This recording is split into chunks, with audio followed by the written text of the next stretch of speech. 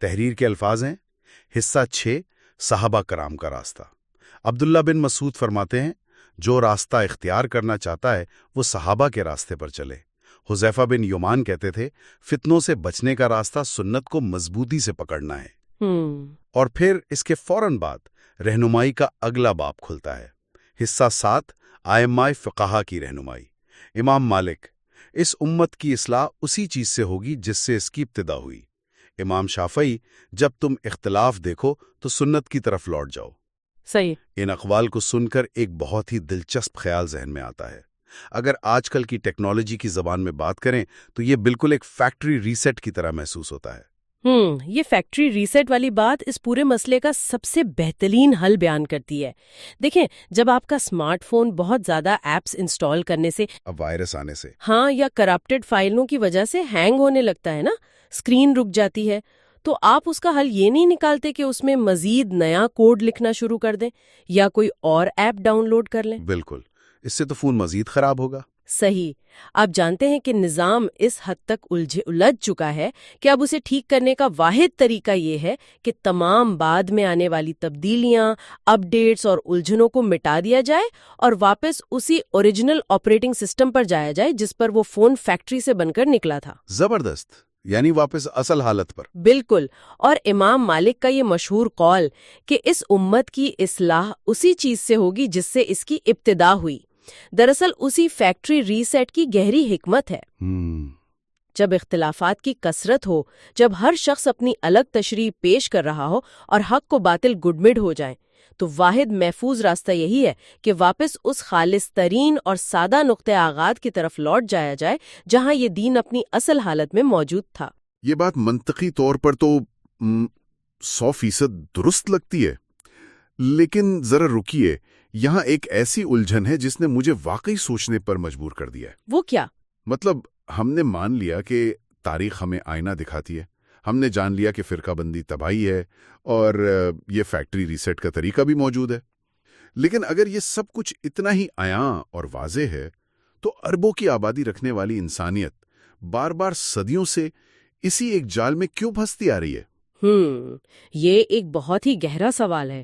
کیا یہ صرف کچھ بری نیت والے لوگوں کا کیا دھرا ہے، یا ہم انسانوں کی بائیولوجی میں کوئی مسئلہ ہے؟ کیا ہمارا اپنا دماغ ہی ہمیں اس طرف دھکیلتا ہے؟ صحیح۔ اس تحریر کا اگلا حصہ واقعی تہلکہ خیز ہے، کیونکہ وہ مذہب کو خالصتاً سائنسی زاویے سے دیکھتا ہے۔ مصنف لکھتے ہیں، حصہ 8 برین سائنس، فرقہ بندی کیوں ہوتی ہے۔ جدید تحقیق کے مطابق انسان کا دماغ گروپ آئیڈینٹی بائس رکھتا ہے۔ ہر گروہ خود کو حق سمجھتا ہے، دوسروں کو غلط سمجھتا ہے۔ نتیجہ، تقسیم، تعصب، حقیقت سے دوری۔ کیا ہم واقعی اپنی بائیولوجی کے ہاتھوں مجبور ہیں؟ مطلب کیا قبائلی بن کے رہنا انسان کی کوئی ناگزیر حیاتیاتی ضرورت ہے؟ دیکھیں، یہ اس پوری گفتگو کا سب سے اہم اور بنیادی موڑ ہے، اور اس بات کو سمجھنے کے لیے ہمیں انسانی ارتقاء اور دماغی سائنس کو ذرا آسان الفاظ میں سمجھنا ہوگا۔ جی بالکل، سمجھائیں۔ ہزاروں سال پہلے کے دور کا تصور کریں۔ غاروں کے اس دور میں اگر کوئی انسان اپنے قبیلے یا گروہ کی بات ماننے سے انکار کر دیتا یا ان سے اختلاف کرتا تو اسے قبیلے سے نکال دیا جاتا تھا۔ اور اکیلے رہنے کا مطلب تو سیدھا سیدھا موت تھا۔ بالکل، اکیلے جنگل میں رہنے کا مطلب تھا کسی درندے کا شکار ہو جانا یا بھوک سے مر جانا۔ لہٰذا انسانی بقا یعنی سروائیول کے لیے یہ شرط بن گئی کہ وہ ہر حال میں اپنے قبیلے کے ساتھ جڑا رہے، چاہے قبیلہ غلط ہی کیوں نہ ہو۔ یہ تو بہت ہی لاجیکل بات ہے۔ ارتقائی نفسیات ہمیں بتاتی ہے کہ آج کے انسان کا دماغ اسی قدیم دور میں پروگرام ہوا تھا۔ آج جنگلوں میں درندے تو نہیں ہیں، لیکن جب ہم کسی دوسرے فرقے، دوسرے گروہ یا مختلف نظریے کا سامنا کرتے ہیں نا، تو ہمارے دماغ کے اندر موجود وہی قدیم بقا کا الارم بجنے لگتا ہے، پینک بٹن دب جاتا ہے۔ تو دماغ اسے ایک فزیکل خطرہ سمجھتا ہے۔ 100% دماغ اسے اپنی جان کے خطرے کے طور پر محسوس کرتا ہے۔ اسی کو گروپ آئیڈینٹی بائس کہتے ہیں۔ یہ تعصب انسان کی آنکھوں پر ایسی پٹی باندھ دیتا ہے کہ وہ سچائی اور دلائل کو دیکھنا چھوڑ دیتا ہے۔ یعنی وہ صرف بلائنڈ فالو کرتا ہے۔ جی، وہ بس یہ دیکھتا ہے کہ بات کون کر رہا ہے۔ اگر اس کے اپنے گروہ کا بندہ دن کو رات کہے تو وہ مان لے گا، اور اگر مخالف گروہ کا شخص سچ بھی بولے نا تو دماغ اسے رد کرنے کے بہانے تلاش کر لے گا۔ یہ تو ایک انتہائی خوفناک حقیقت ہے، یعنی ہم جس چیز کو عقیدہ یا حق پرستی سمجھ رہے ہوتے ہیں وہ بسا اوقات محض ہماری حیاتیاتی جبلت اور قبائلی تعصب ہوتا ہے۔ بالکل ایسا ہی ہے۔ اگر ہمارا دماغ ہی ہمارے ساتھ یہ کھیل کھیل رہا ہے تو پھر جو منظرنامہ آج ہمیں اپنے ارد گرد نظر آتا ہے وہ کوئی حیرت کی بات نہیں رہتی۔ تحریر کا اگلا حصہ آج کی اسی تلخ حقیقت کی تصویر کشی کرتا ہے۔ ماخذ میں ہے حصہ 9، آج کی حقیقت، ہم کہاں کھڑے ہیں آج امت میں؟ فرقہ واریت، ایک دوسرے پر فتوے، نفرت۔ سوال، کیا یہ وہی راستہ نہیں جو بنی اسرائیل نے اختیار کیا تھا؟ اور پھر اس سے بچنے کے لیے آسمانی رہنمائی کیا کہتی ہے؟ حصہ 10، قرآن کی سخت وارننگ۔ اللہ تعالیٰ فرماتے ہیں وَلَا تَكُونُوا كَالَّذِينَ تَفَرَّقُوا وَاخْتَلَفُوا، ان لوگوں جیسے نہ ہو جاؤ جو تفرقہ میں پڑ گئے۔ بہت سخت وارننگ ہے۔ اب ایک سوال یہ پیدا ہوتا ہے کہ اگر فرقہ بندی دماغ کا بایولوجیکل ڈیفالٹ ہے تو کیا یہاں قرآن انسان سے یہ مطالبہ کر رہا ہے کہ وہ اپنی بایولوجی، اپنی ہی فطرت کے خلاف جنگ کرے؟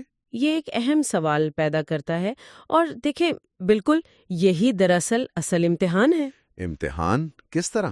بلکہ یہ کوگنیٹو ڈسپلن، یعنی ایک انتہائی اعلیٰ درجے کے شعوری نظم و ضبط کا مطالبہ ہے۔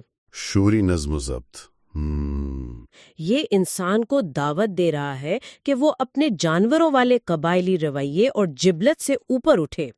آج جو فتوے بازی کا کلچر ہے نا، جہاں لوگ بات سنے بغیر ایک دوسرے پر کفر اور نفرت کے تیر چلا رہے ہیں، یہ دین نہیں ہے۔ تو پھر یہ کیا ہے؟ یہ اسی گروپ آئیڈینٹی بائس کا بے قابو ہو جانا ہے۔ یہ لوگ شعوری طور پر حق کی تلاش نہیں کر رہے، بلکہ وہ لاشعوری طور پر اپنے قبائلی احساس برتری کو تسکین دے رہے ہیں۔ صحیح۔ قرآن انسان کو بیدار کر رہا ہے کہ تم اس حیاتیاتی جال کو پہچانو اور اس کے غلام مت بنو۔ تو پھر اس پوری تفصیلی گفتگو، تاریخی آئینے، دماغی سائنس اور قرآنی وارننگ کا نچوڑ اور حتمی حل کیا ہے؟ جی، مصنف نے ان تمام کڑیوں کو جوڑ کر جو خاکہ پیش کیا ہے وہ کچھ یوں ہے، میں ماخذ کے الفاظ پڑھتا ہوں۔ حصہ 11 حل کیا ہے۔ 1، قرآن کو سمجھنا۔ 2، سنت کو اپنانا۔ 3، صحابہ کے طریقے پر چلنا۔ یاد رکھیں، اتحاد = حق پر ہوتا ہے، صرف نعرے سے نہیں۔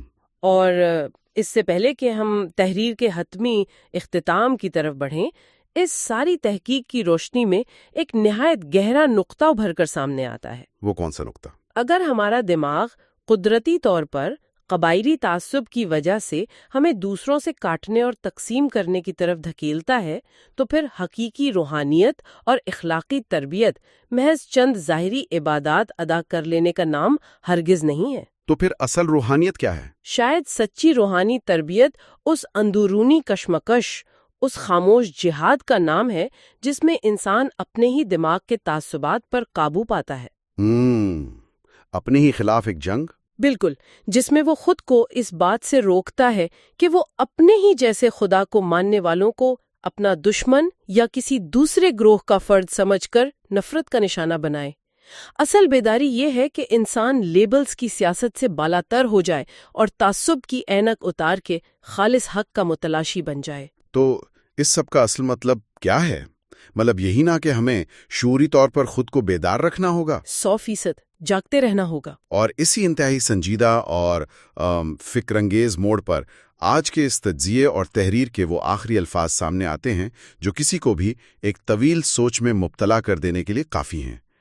مصنف لکھتے ہیں، اختتام، ایک سنجیدہ سوال، کیا ہم بنی اسرائیل کی تاریخ پڑھ رہے ہیں یا اسے دہرا رہے ہیں؟ یاد رکھیں، تاریخ صرف قصہ نہیں بلکہ وارننگ ہے۔ اختتامی پیغام، اگر آپ کو یہ ویڈیو مفید لگی ہو تو channel Islamic sciences and modern technology کو سبسکرائب کریں، ویڈیو کو لائک کریں اور اس پیغام کو دوسروں تک پہنچانے کے لیے شیئر کریں۔ یہ تحریر پیش کی گئی تھی عاجز مسلمان کی جانب سے۔ اللہ تعالیٰ ہمیں صراط مستقیم پر چلنے کی توفیق دے، فرقہ بندی سے بچائے اور ہمیں حق کو پہچاننے والا بنائے۔ السلام علیکم ورحمۃ اللہ وبرکاتہ۔